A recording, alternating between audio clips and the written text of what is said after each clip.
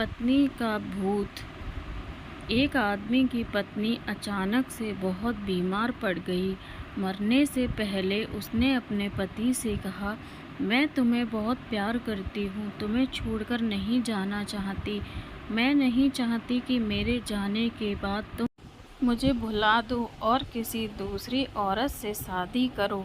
वादा करो कि मेरे मरने के बाद तुम किसी और से प्रेम नहीं करोगे, वरना मेरी आत्मा तुम्हें चैन से जीने नहीं देगी। और इतना कहकर वो चल बसी। उसके जाने के कुछ महीनों तक उस आदमी ने किसी दूसरी औरत की तरफ देखा तक नहीं, पर एक दिन उसकी मुलाकात एक ऐसी लड़की से हुई जिसे वह चाहने लगा। बात बढ़ते बढ़ते शादी तक आ गई और उसकी शादी हो गई। शादी के ठीक बाद आदमी को लगा कि कोई उससे कुछ कह रहा है। मुड़कर देखा तो वो उसकी पहली पत्नी की आत्मा थी। आत्मा बोली, तुमने अपना वादा तोड़ा है, अब मैं हर रोज़ तुम्हें परेशान करने आऊँगी। और इतना कहकर वो गायब हो गई। आदमी घबरा गया, उसे रात भर नींद नहीं आई। अगले दिन रात को उसे वही आवाज़ सुनाई दी, मैं तुम्हें चैन से नहीं जीने दूंगी। मैं जानती हूँ कि आज तुमने अपनी नई पत्नी से क्या क्या बातें की हैं। और उसने आदमी को अचरज एक एक बात बता दी। आदमी डर कर कांपने लगा। अगले दिन वह शहर से बहुत दूर एक जैन मास्टर के पास गया और सारी बात बता दी। मास्टर बोले, ये प्रेत बहुत चालाक है। बिल्कुल है, तभी तो मेरी एक एक बात उसे पता होती है। आदमी घबराते हुए बोला। मास्टर बोले, कोई बात नहीं, मेरे पास इसका भी इलाज है। इस बार तो जब तुम्हारी पत्नी का भूत आए तो मैं जैसा कहता हूँ ठीक वैसा ही करना।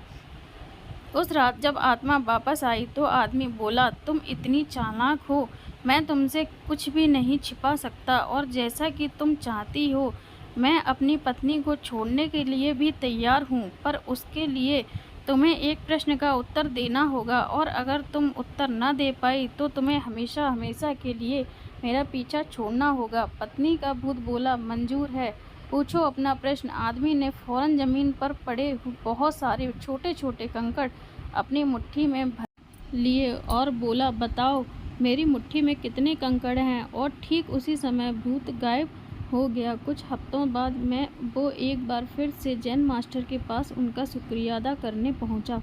मास्टर, उस भूत से मेरा पीछा छुड़ाने के लिए मैं जीवन भर आपका आभारी रहूँगा। आदमी बोला, पर मैं ये नहीं समझ पाया कि आखिर उस प्रश्न में ऐसा क्या था कि एक झटके में ही भूत गायब हो गया। मास्टर बोले, बेटा, दरअसल कोई भूत था ही नहीं। मतलब?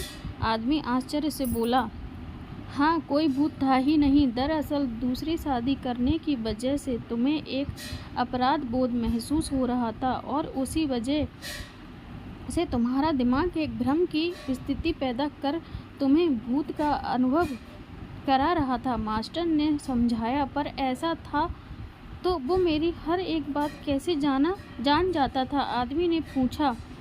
मास्टर मुस्कुराए, क्योंकि वो तुम्हारा बनाया हुआ ही भूत था, इसलिए जो कुछ तुम जानते थे वही वो भी जानता था। और यही कारण था कि मैंने तुम्हें वो कंकड़ वाला प्रश्न पूछने को कहा, क्योंकि मैं जानता था कि इसका उत्तर तुम्हें भी नहीं पता होगा और इसलिए भूत भी इसका उत्तर नहीं दे पाएगा और तुम्हें तुम्हारे दिमाग की ही उपज से छुटकारा मिल जाएगा।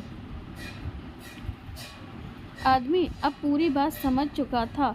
उसने एक बार फिर मास्टर को धन्यवाद किया और अपने घर लौट गया।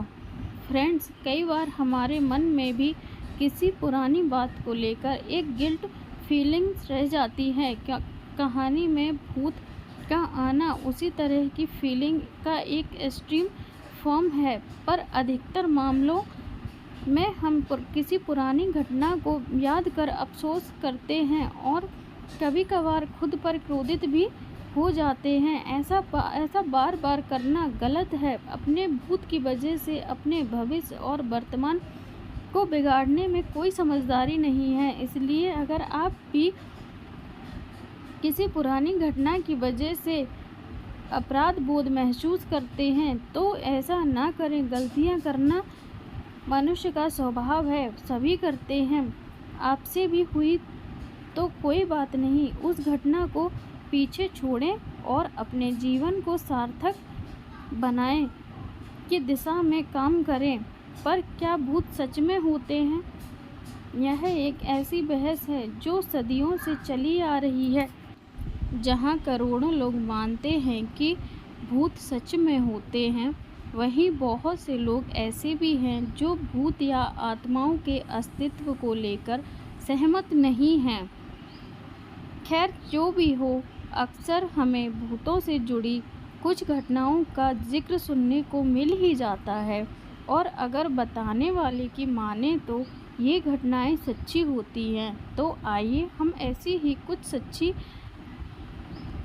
भूतिया कहानियों के बारे में जानते हैं। तो प्लीज़ जानने के लिए मेरे चैनल को लाइक करें एंड सब्सक्राइब करें, प्लीज़ शेयर करें एंड पसंद करें मेरे चैनल को रीजू वॉइस ओवर। प्लीज़ चैनल को लाइक सब्सक्राइब कर दें and thank you so much.